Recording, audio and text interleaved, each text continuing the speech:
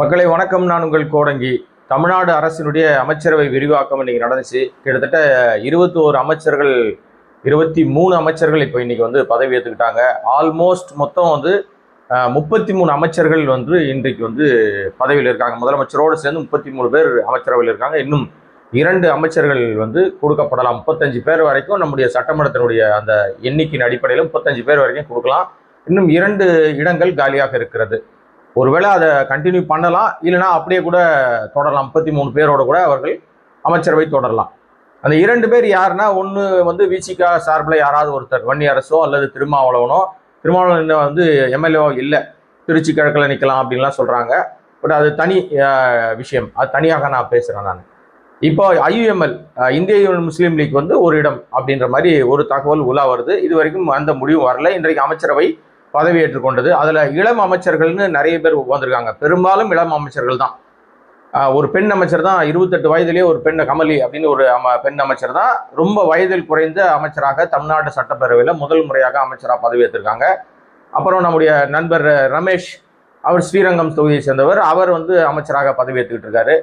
தமிழ்நாடு சட்டசபையில் கிட்டத்தட்ட பல ஆண்டுகள், எனக்கு தெரிஞ்சு ஆல்மோஸ்ட் ஒரு 60 ஆண்டுகளுக்கு பிறகு, ஒரு 59 ஆண்டுகளுக்கு பிறகு காங்கிரஸ் சார்பில் 2 அமைச்சர்கள் இந்த அமைச்சரவையில் பதவியேற்றுட்டு இருக்காங்க. அது ஒரு புதிய ஒரு மாற்றம்.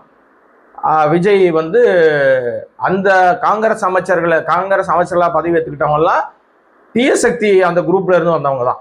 அவர்களுக்கு பதவி கொடுத்துருக்காரு. 2 பேர் அமைச்சர்களாக பதவி ஏற்றுக்கிட்டாங்க. அதுல ஒரு அமைச்சர் பதவி ஏற்றுக்கும் போது ராஜீவ்காந்தி வாழ்க, காமராஜர் வாழ்கெல்லாம் ஏதோ பேசினாரு. உடனே கவர்னர் உள்ள கிராஸ் பண்ணி, இது உங்களுடைய மேடை கிடையாது, இங்க மாதிரிலாம் நீங்க பேசக்கூடாதுன்னு உடனடியாக கண்டிச்சிட்டார்.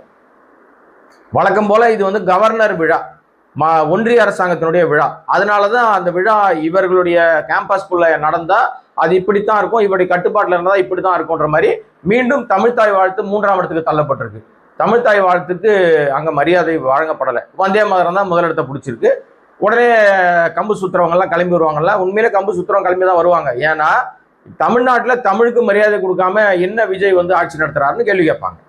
ஆனால் முதல் முறை பதவி ஏற்கும் போது எங்களுக்கு தெரியாதுங்க, அப்பதான் நாங்கள் பதவி ஏற்றுக்கிட்டோம், அதனால இந்த புரோட்டோகால்லாம் தெரியாது எங்களுக்கு, அதனால அவர்கள் அந்த மாதிரி பண்ணிட்டாங்க, இனிமே அப்படி நடக்காதுன்னு இந்த வளர்ந்து கெட்ட ஒரு அமைச்சர் இருக்காருல்ல, ஆதவ் அர்ஜுனான்னு சொல்லிட்டு, அந்த வளர்ந்து கெட்ட அமைச்சர் சொன்னார், இந்த மாதிரி நடக்காது, தமிழுக்கு தான் முதலிடம் அப்படின்னாரு. சொல்லி அந்த ஈரம் காயவே இல்லை. அது வேற வாய் போல இருக்கு. இப்ப என்ன பேசணும்னு தெரியல. இப்ப மீண்டும் தமிழ்த்தாய் வாழ்த்து 3ஆம் இடத்துக்கு தள்ளப்பட்டிருக்கு. இதுதான் இனிமே விஜயனுடைய அமைச்சரவையுடைய லட்சணம்.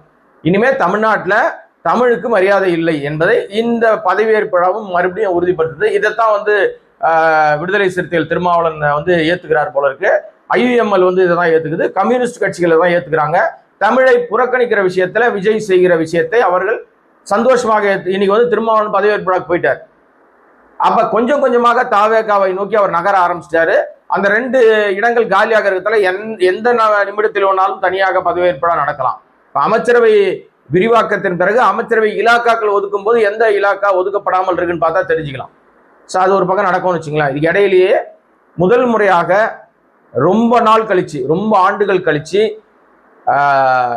பிரதிநிதித்துவம் இவங்களுக்கு தரவே மாட்டாங்க, இவர்களுக்கு அங்க உரிய மரியாதை அரசியல்ல வழங்கப்பட மாட்டாது அப்படின்னு சொல்லிட்டு இருந்த காலகட்டத்தில் அமைச்சர்களாக பதவியேற்க வைத்திருக்கிறாங்க 2 அமைச்சர்கள். அதுவும் குறிப்பாக உயர் சமூகத்தை சேர்ந்த, பிராமண சமூகத்தை சேர்ந்த 2 பேர் அமைச்சராயிருக்காங்க. ஒருத்தர் வெங்கட்ரமண மயிலாப்பூர்ல ஜெயிச்சவர், இன்னொன்னு தம்பி ரமேஷ் ஸ்ரீரங்கத்தை சேர்ந்தவர். 2 பேருமே முதல் முறையாக வெற்றி பெற்று முதல் முறையாக அமைச்சராயிட்டாங்க.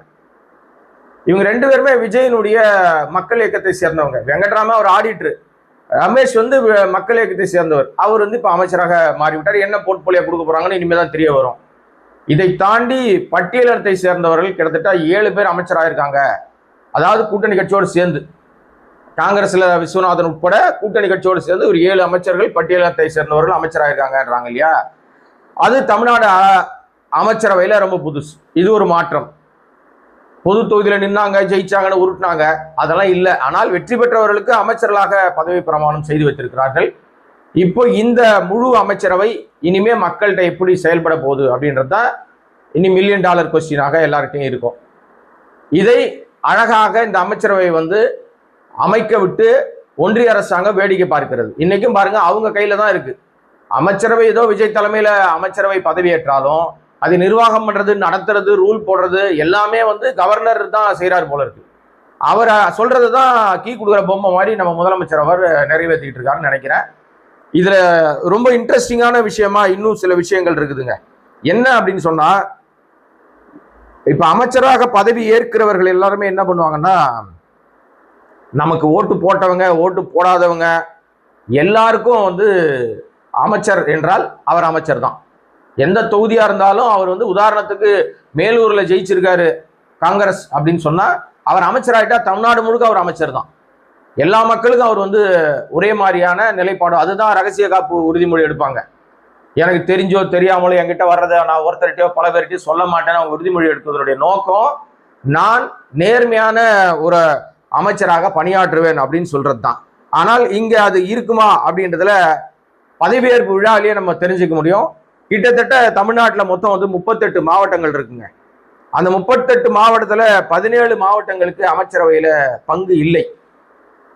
அமைச்சரவையில தாவேக்கால வெற்றி பெற்ற எம்எல்ஏக்களுக்கு கூட அந்த அமைச்சரவையில அந்த மாவட்டத்துக்கு பிரதிநிதித்துவம் அளிக்கப்படல. அதிகப்படியாக சென்னை மாவட்டத்தை சேர்ந்த 16 பேர்ல 14 பேர் வெற்றி பெற்றிருக்கிறார்கள். அதுல 7 பேர் அமைச்சர்களாக மாறிட்டாங்க. ஆனா 8 மாவட்டங்கள்ல விசில் சத்தமே கிடையாது. கன்னியாகுமரி, குளச்சல் உட்பட பல ஏரியாக்கள்ல வந்து நிறைய இடங்கள்ல, தென்காசி உட்பட பல இடங்கள்ல அவர்கள் சத்தம் கேட்கவே இல்லை, வெற்றி பெறவே இல்லைனாலும் காங்கிரஸ் எம்எல்ஏக்கு கொடுத்துட்டு சமாளிஃபிகேஷன் பண்ணிட்டு இவர் சார்ந்த இவருக்கு ஓட்டு போடாத மக்களுக்கு அமைச்சர் பிரதிநிதித்துவம் கூட கொடுக்கல. அந்த மாவட்டங்களுக்கு அமைச்சரே கிடையாது.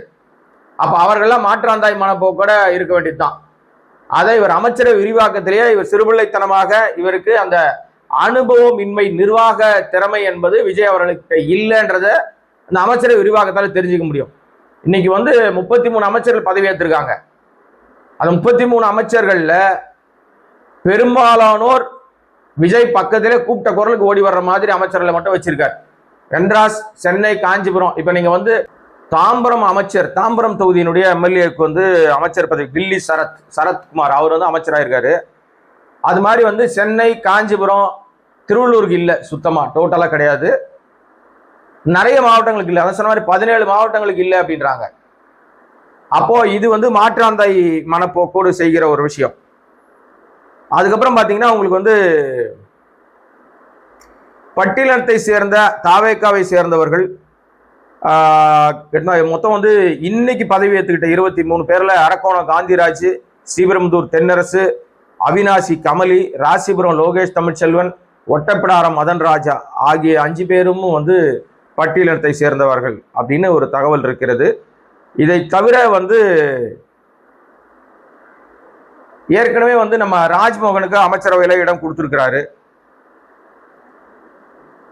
திருமாவளவன் இந்த அமைச்சரவையில போய் பங்கெடுக்கவில்லை என்றாலும் அமைச்சரவை நிகழ்வுல கலந்துகிட்டார். முதலமைச்சராக பதவியேற்கும் அந்த நிகழ்ச்சிக்கு போல. இன்றைக்கு அவர் ஏன் போனார் என்பதற்கான விளக்கம், விடை இன்னும் சில தினங்கள்ல தெரிஞ்சிடும்.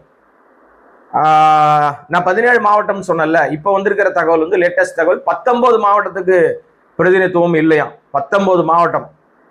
அதாவது என்னன்னா கிட்டத்தட்ட நீலகிரி, தென்காசி, நெல்லை, தேனி, திண்டுக்கல், திருவள்ளூர், திருவண்ணாமலை, வேலூர், விழுப்புரம், கள்ளக்குறிச்சி, திருப்பத்தூர், அரியலூர், மயிலாடுதுறை, நாகை, பெரம்பலூர், திருவாரூர், தருமபுரி, கரூர், கிருஷ்ணகிரி ஆகிய 19 மாவட்டத்தை சேர்ந்த எம்எல்ஏக்களுக்கு அமைச்சர் பட்டியல் இடம்பெறவில்லை.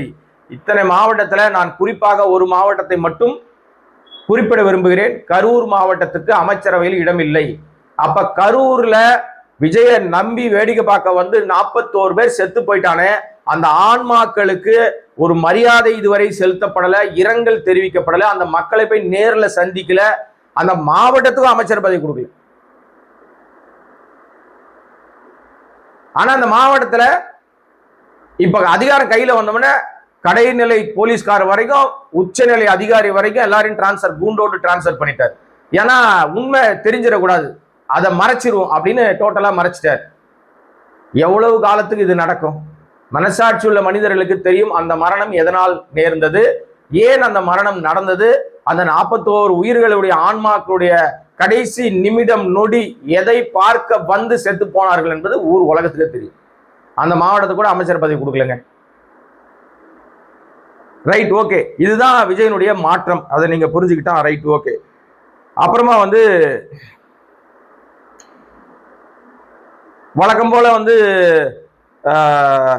ஆளுநர் மாளிகையில வந்து எப்பவுமே பதவி ஏற்றுக்கிறாங்க அப்படின்னு சொன்னா அந்த ஆளுநர் மாளிகைக்கு ஒரு புரோட்டோகால் இருக்கும். இந்த வழியில தான் போகணும், இந்த இடத்துல தான் நிக்கணும், இந்த இடத்துல வரணும்லாம் நிறைய விஷயங்கள்லாம் சொல்லப்படும். அந்த அடிப்படையில தான் அவர்கள் எது செஞ்சாலும் யாரும் கேட்க முடியாது. அப்படி இருந்தா கூட கடந்த திமுக ஆட்சி காலத்துல அவங்க பதவி ஏற்கும்போது முதல் தமிழ்த்தாய் வாழ்த்து தான் பாடணும், அதுக்கப்புறம் வந்து நம்ம ஜனகணமன பாடணும், தேசிய கீதம் பாடணும், அவ்வளவுதான், வந்தே மாத்திரம் இடமில்லைன்னு சொன்னாரு திராவிட மாடல் ஆட்சியை நடத்திய முத்துவேல் கருணாநிதி ஸ்டாலின். இன்றைக்கு ஆட்சி நடத்துவது சிறுபான்மையினத்தை சேர்ந்த விஜயாக இருந்தாலும் ஆட்சி அதிகாரத்தை அவர் பெயரில் வைத்து விட்டு பின்வாசல் வழியாக அவரை கீ கொடுக்கிற பொம்மையாக நடத்துவது RSS சங் பரிவார் அமைப்பும் பாஜகவும் அமித்ஷாவும் தான். அவங்க செய்வதால் தான் இந்த மாதிரி நிகழ்வு நடந்திருக்கிறது. ஏன்னா தமிழுக்கு முக்கியத்துவம் இல்லாமல் துரத்தி விடப்பட்டதனுடைய நோக்கம், மீண்டும் 3ஆம் இடத்துக்கு தள்ளப்பட்டதனுடைய நோக்கம் அதுதான். இன்றைக்கு அமைச்சரவையில் நடந்த இந்த நிகழ்வுகளுக்கு பின்னாடி இன்னும் ஏராளமான விஷயங்கள் ஒளிந்திருக்கிறது. இந்த அமைச்சர்கள் எல்லாம் எப்படி செயலாற்ற போகிறார்கள், இவர்களுக்கு பின்னாடி என்னென்ன விஷயங்கள் இருக்கிறது, யார் யாருக்கு என்னென்ன போர்ட்போலியோ வழங்கப்படும், அந்த துறை ரீதியாக அவர்கள் எடுக்கப்படுகிற நடவடிக்கைகள் என்ன, இதெல்லாம் இனிமே வருங்காலங்களில் சும்மா ரீல்ஸ் வச்சுக்கிட்டு ஓட்ட முடியாது, சும்மா எங்க போனாலும் மைக்கு தூக்கிட்டு போக முடியாது, எங்க போனாலும் கேமரா தூக்கிட்டு போக முடியாது. ப்ராப்பரா வேலை செய்யணும், மக்களுக்காக வேலை செய்யணும். இப்பவே மக்கள் அங்கங்க கொந்தளிக்க ஆரம்பிச்சிட்டாங்க. 2500 ரூபாய் கேட்க ஆரம்பிச்சிட்டாங்க, 6 சிலிண்டர் கேட்க ஆரம்பிச்சிட்டாங்க, இலவச பஸ் பயணம் கேட்க ஆரம்பிச்சிட்டாங்க.